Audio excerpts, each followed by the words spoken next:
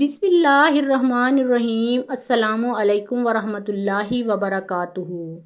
حجاج کو عبد الملک نے مکہ، مدینہ، طائف اور یمن کا نائب مقرر کیا تھا اور اپنے بھائی بشر کی موت کے بعد اسے عراق بھیج دیا، جہاں سے وہ کوفہ میں داخل ہوا۔ ان علاقوں میں 20 سال تک حجاج کا عمل دخل رہا۔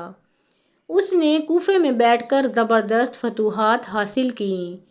اس کے دور میں مسلمان مجاہدین چین تک پہنچ گئے۔ حجاج بن یوسف نے ہی قرآن پاک پر اعراب لگوائے۔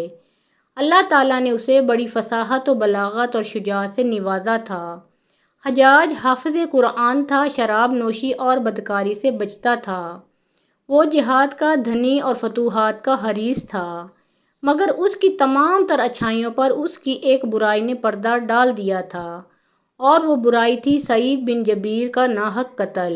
ایک طرف موسیٰ بن نصیر اور محمد بن قاسم کفار کی گردنیں اڑا رہے تھے، تو دوسری طرف حجاج خود اللہ کے بندوں، اولیاؤں اور علماء کے خون سے ہولی کھیل رہا تھا۔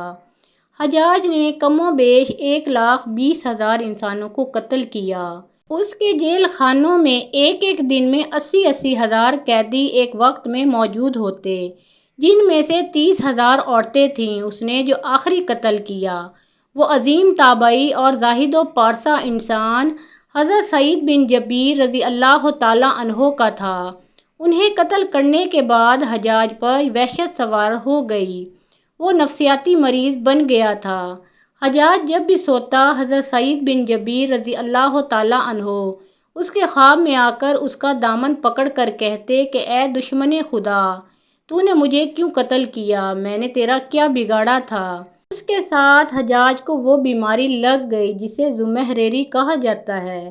اس میں سخت سردی کلیجے سے اٹھ کر سارے جسم پر چھا جاتی ہے اور وہ کانپتا تھا۔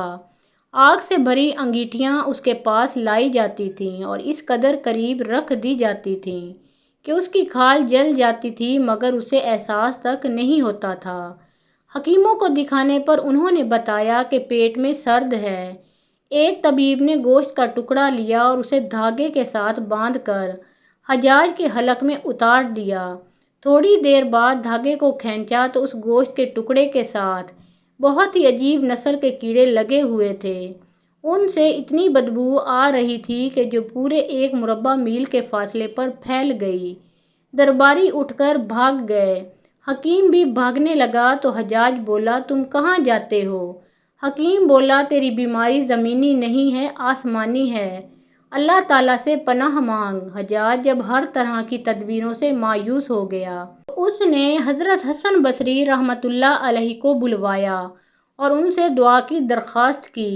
وہ حجاج کی یہ حالت دیکھ کر رو پڑے اور فرمانے لگے، میں تجھے منع کیا کرتا تھا کہ نیک بندوں کے ساتھ چھیڑ چھاڑ نہ کرنا، ان پر ظلم نہ کرنا، مگر تو باز نہ آیا۔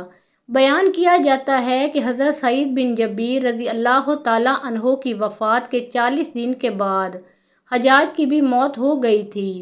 جب دیکھا کہ بچنے کا امکان نہیں تو قریبی عزیزوں کو بلوایا، جو بڑی کراہت کے ساتھ حجاج کے پاس آئے۔ وہ بولا، میں مر جاؤں تو جنازہ رات کو پڑھنا اور صبح ہو تو میری قبر کا نشان بھی مٹا دینا، کہ لوگ مجھے مرنے کے بعد قبر میں بھی نہیں چھوڑیں گے۔ اگلے دن حجاج کا پیٹ پھٹ گیا اور اس کی موت واقع ہو گئی۔ اللہ پاک ظلم کی رسی دراز ضرور کرتا ہے، لیکن جب ظالم سے حساب لیتا ہے تو فرشتے بھی خشیت الہی سے کانپتے ہیں، عرش ہل جاتا ہے۔ اللہ تعالیٰ ظالموں کے ظلم سے ہم سب کو محفوظ رکھے، آمین ثم آمین۔